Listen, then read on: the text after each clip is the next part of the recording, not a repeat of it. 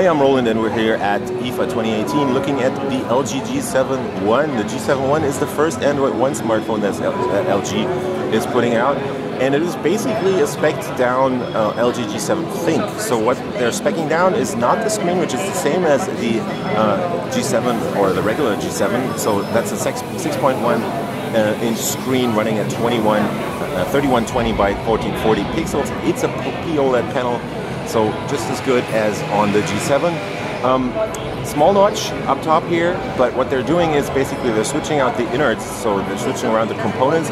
This is using a Snapdragon 835 SoC that's running at 2.45 gigahertz, just as you know from last year's flagship devices like the LG V30, for example.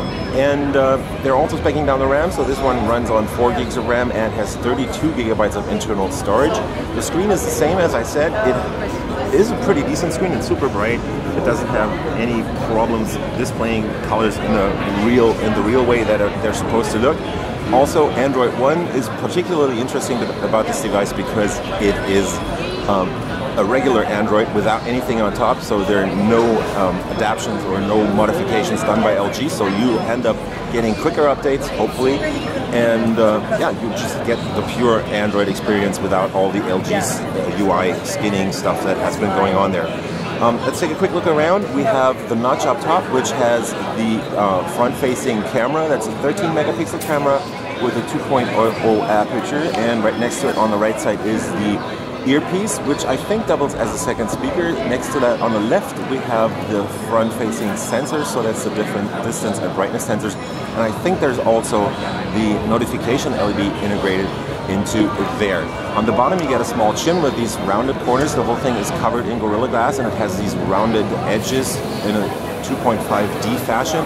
On the bottom you get the speaker, which is the, I think, second speaker, which gives you probably the lower or the more bassy sounds. Then you have the USB Type-C port in the middle, which is a USB 2.0 port. And on the left you get a headset jack, which is not that common nowadays, but as this LG G7 One is gunning for people that have less money than the guys who buy the G7. That's a smart addition on here. Up top there is pretty much nothing except for your SIM card and SD card slot. This will also be out in a dual SIM fashion, and you get a micro SD card slot. Moving over to the back, this device gets even more interesting. As you can see, there's an Android One logo very prominent on the back and no LG logo. Maybe that's covered by the anti-theft device that's installed there at the bottom. But it has a metal back as opposed to all the other smartphones that LG has been putting out lately. So it's one of those few flagship devices from 2018 that are actually getting a metal back. Another difference to the V30 and the G7 is the camera. So this is a 16 megapixel 1.6 aperture camera here on the back, and it's the only camera on the back.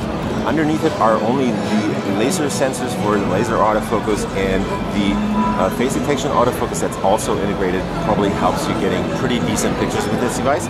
Right next to the camera is your single LED flash, and in the middle is the fingerprint reader, which is nicely placed right there. It's super easy to reach, and it's definitely yeah, ready for you to be used.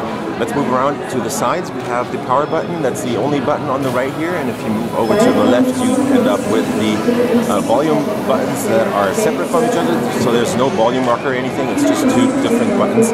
And under here is the Google Assistant button. So as opposed to Samsung, which does their stupid Bixby stuff, we have a Google Assistant readily available on this button right here. There's also Google Google Assistant and Google Lens support on here. So with the camera you can actually see what's in the photos and have them analyze what's in the photos. There's also different filters available from there.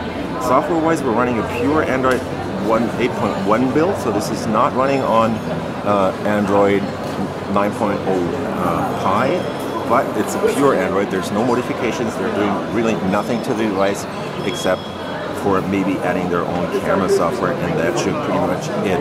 Performance-wise, it seems pretty